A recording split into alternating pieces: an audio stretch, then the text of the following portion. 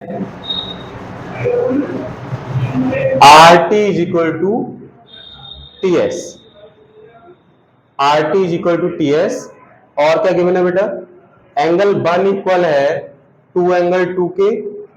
Angle 4 equal है, angle 4 किसके equal है? 2 एंगल 3 के। ये हमको गिवन है यहां पर। एंगल 1 किसके इक्वल गिवन है? 2 एंगल 2 के। और एंगल 4 किसके गिवन है? 2 एंगल 3 के इक्वल गिवन है। प्रूव क्या करना है? To prove triangle R B T is congruent to triangle S A T. RBT किसके कॉन्ग्रुएंट है? एस ए टी के कॉन्ग्रुएंट है। अच्छा, यहां पर थोड़ी देर के लिए देखो बेटा कि जैसे आर टी एस, ये जो ट्राइंगल है ये मैंने थोड़ी देर के लिए यहां बना लिया। ये ट्राइंगल है आर टी एस और यहां पर आपको गिवन क्या है? R T is equal to T S. क्या गिवन है बेटा? R T is equal to T S. अब आर टी जब टी एस की इक्वल है, आर टी किसकी इक्वल है बेटा? टी एस के। तो टी एस का अपोजिट एंगल है आर, है ना? टी एस का अपोजिट एंगल है आर और आर टी का अपोजिट एंगल है एस। जब ये दोनों साइड इक्वल हैं तो इनके अपोजिट एंगल भी इक्वल होंगे। यहां तक कोई दिक्कत नहीं है। जब ये दोनों साइड इक्वल है तो इनके अपोजिट एंगल कैसे होंगे बेटा? क्लियर है यहां तक? अब आगे सुनो बेटा। यहां पर मतलब ये पूरा एंगल, एंगल आर, ये पूरा एंगल किसकी इक्वल हो जाएगा? एंगल एस की इक्वल हो जाएगा। जो एंगल आर है ये फुल एंगल यहां से यहां तक पूरे एंगल एस की इक्वल, अभी मैंने दिखाया एंगल आर किसकी इक्वल हो जाएगा? एंगल एस की इक्वल हो जाएगा। क्लियर है यहां तक बेटा? कोई डाउट तो नहीं? अच्छा, अब आगे सुनो। तो मैं प्रूफ पर चलता हूं। प्रूफ पर हमें एक बात तो पता है कि आर टी हमारा अगर टी एस की इक्वल है, आर टी टी एस की इक्वल है, तो ये जो एंगल आर है, ये एंगल आर किसकी इक्वल होगा बेटा? एंगल एस की इक्वल होगा। देयरफॉर एंगल आर इक्वल हो जाएगा एंगल एस के। क्यों इक्वल हो जाएगा? अपोजिट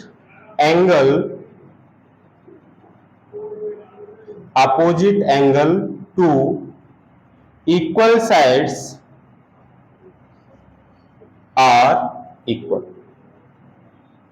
यहां तक हमें कोई प्रॉब्लम नहीं है, ठीक है? अब आगे देखो बेटा, आगे क्या होगा। अभी मैं इसे रफ कर देता हूं। अब एक बात पता चल गई कि एंगल आर हमारा एंगल एस की इक्वल है। अच्छा, एक और चीज देखो, इस फिगर में आप एक चीज देख रहे होंगे कि एंगल 1 जो है वो किसके इक्वल है बेटा? एंगल 4 के इक्वल होगा। ये एंगल 1 जो है एंगल 4 के इक्वल क्यों होगा? एंगल 1 एंगल 4 के इक्वल इसलिए होगा जब दो लाइन एक दूसरे को इंटरसेक्ट करती हैं, दो लाइन एक दूसरे को इंटरसेक्ट करें तो ये वाला एंगल हमारा किसके इक्वल होगा? इस एंगल के इक्वल होगा। मान लिया ये 1 है, ये 2 है। क्यों इक्वल होगा बेटा?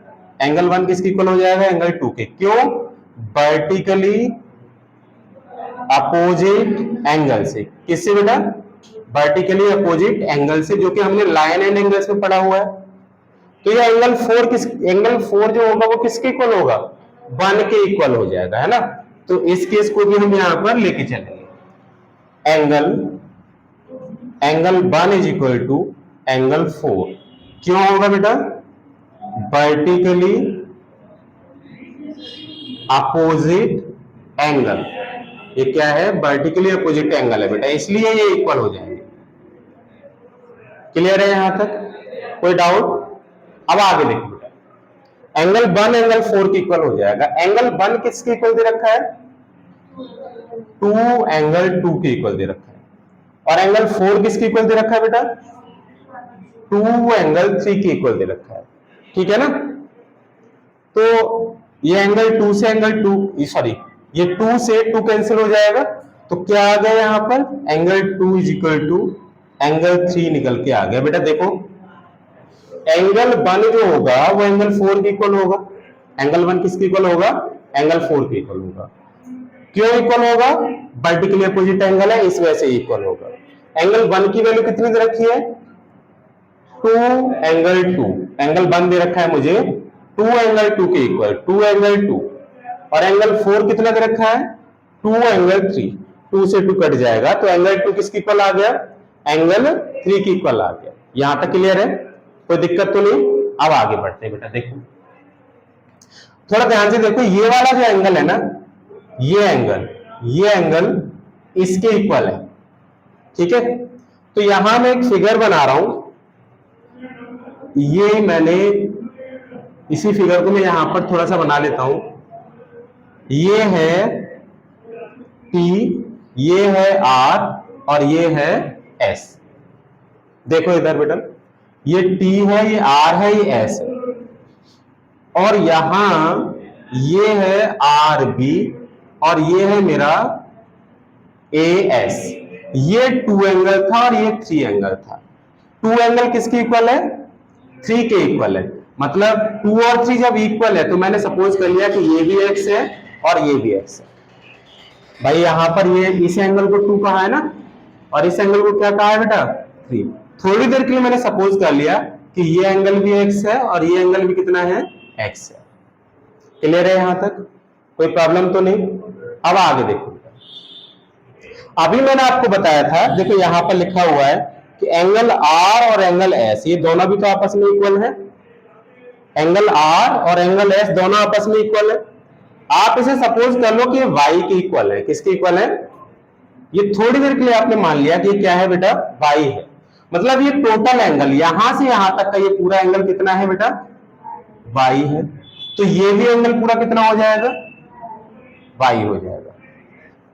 ठीक है, कोई डाउट तो नहीं यहां तक? तो अब मुझे फिगर से देख के आप बताएंगे कि ये पूरा x है, यहां से यहां तक x है और ये एंगल है y। तो ये वाला पार्ट कितना बचेगा? ये मेरे पास बचेगा y माइनस एक्स, है ना? कितना बच जाएगा बेटा? ये वाला पार्ट जो होगा इसको बोलेंगे हम y माइनस एक्स, और ऐसे ही यहां पर ये वाला पार्ट कितना होगा? y minus x. That is अगर मैं इस फिगर से कंपेयर करूं तो ये जो एंगल होगा ये भी y माइनस एक्स होगा और ये भी y माइनस एक्स। मतलब ये वाला एंगल और ये वाला एंगल दोनों कैसे हो जाएंगे? इक्वल हो जाएंगे। बात क्लियर है ना यहां तक? कोई दिक्कत तो नहीं? ठीक है, अब देखो बेटा, तो इस फिगर का हम यूज करेंगे। देखो नाउ एंगल बेटा मैंने पहले बता दिया कि ये एंगल हमारे कैसे होंगे? इक्वल। कैसे निकालेंगे? कि टोटल एंगल R में से एंगल 2 को माइनस करें और यहां पर S में से एंगल 3 को माइनस करें, तो हमारा ये जो एंगल होगा वो एंगल इसके इक्वल आ जाएगा। इनका लेवलिंग कर लो थोड़ी देर के लिए। आप इस एंगल को 5 मान लो और इस एंगल को क्या मान लो? 6 मान लो। ठीक है, एंगल 5 और क्या मान लिया बेटा? एंगल 6 मान लिया। अब ध्यान से देखो, angle R is equal to है एंगल S के, और एंगल R में से ये पूरा एंगल R है और R में से कितना घटा दें? 2 माइनस कर दें। एंगल R में से कर दिया एंगल 2 माइनस, और एंगल S में से कर दिया एंगल 3 माइनस, क्योंकि ये सेम वैल्यू है 2 और 3, जैसे अभी मैंने समझाया था आपको। ये 2 इक्वल टू 3 है ना, तो आप यही समझो कि यहाँ पर ये 2 लिखा और ये सेम वैल्यू है, तो सेम वैल्यू को आप माइनस कर रहे हो तो कोई इफेक्ट नहीं पड़ता, है ना? तो एंगल R में से 2 को जब माइनस करेंगे तो मेरे पास क्या आ जाएगा? एंगल 5। क्या आ जाएगा बेटा?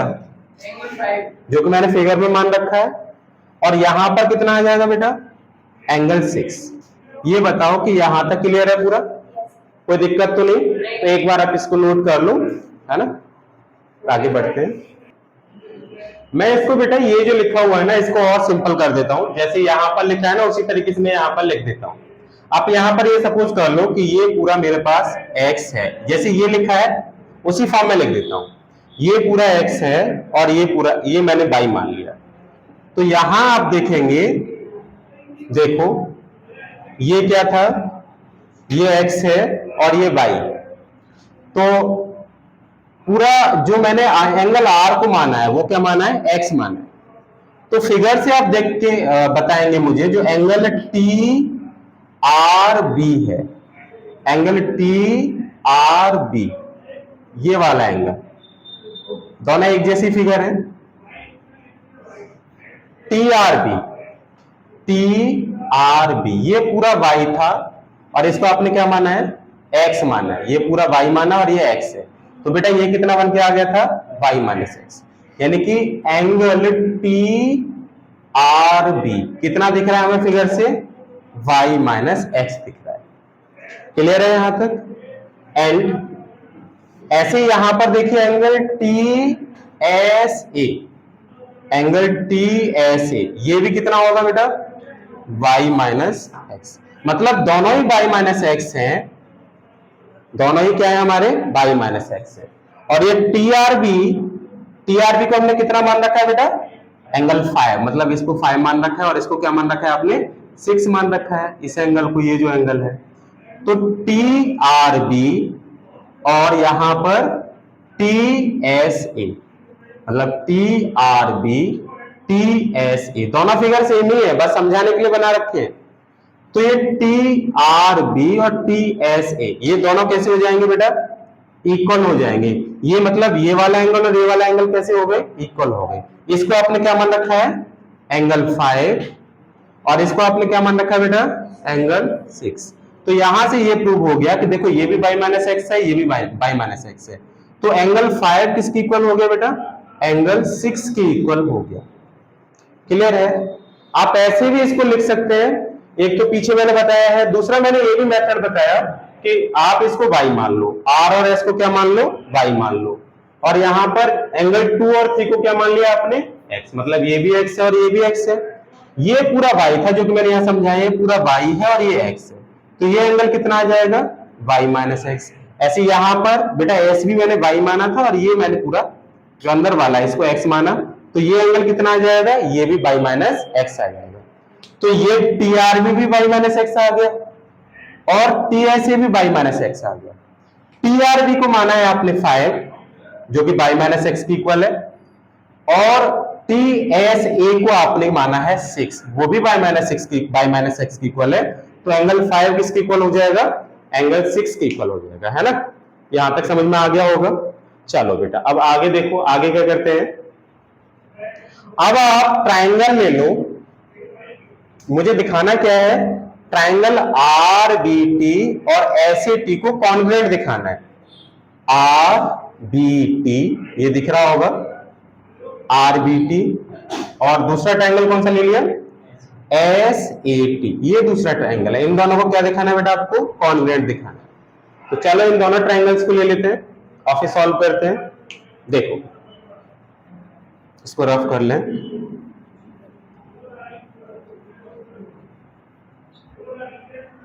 ट्राइंगल आर बी टी इसको बना लो, यहां पर ये है आपका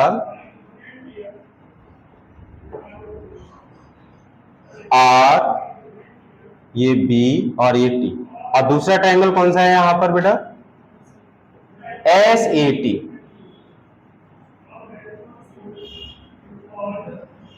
एस ए टी। अब इन दोनों ट्राइंगल में देखोगे तो ये जो एंगल बन रहा है हमारा, जो कि यहां दिख रहा होगा आपको, ये क्या है, एंगल 5 है, और ये एंगल कितना बेटा, देखिए इस फिगर में ये 6 है।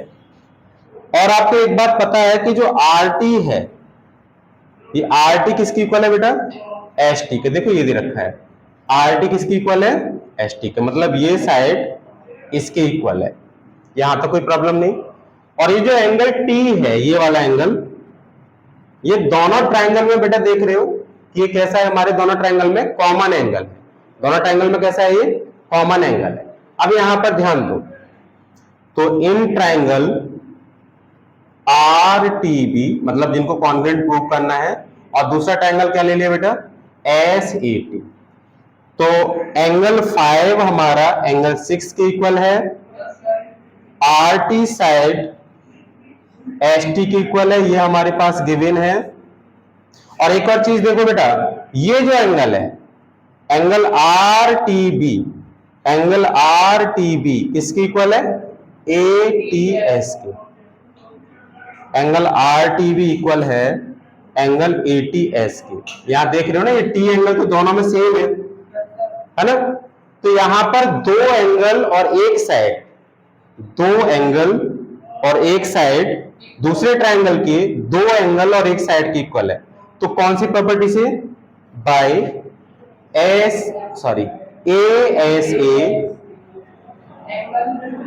रूल, ट्रायंगल, कौन कौन सी ट्रायंगल बेटा?